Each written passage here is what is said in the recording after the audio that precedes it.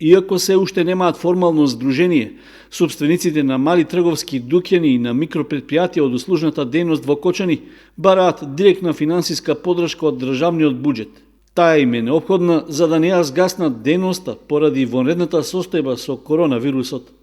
Во дописот до Министерството за финансии, дуќанџиите бараат бруто платите за месеците март, април и мај да бидат на товар на државата.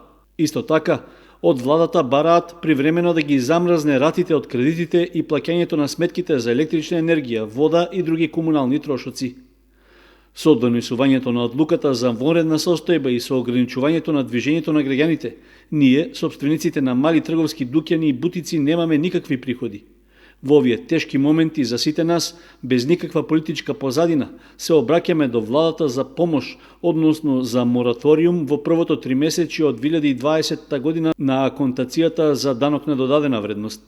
Исто така, неопходно ни е субвенционирање со неповратни средства во висина од 3 до 10.000 евра, во зависност од бројот на вработени во нашите предпријатија. Овие и сите останати мерки ги бараме се до престанокот на вонредната состојба со коронавирусот, се истакнува во писмениот допис на собствениците на трговски дуќани од Кочани.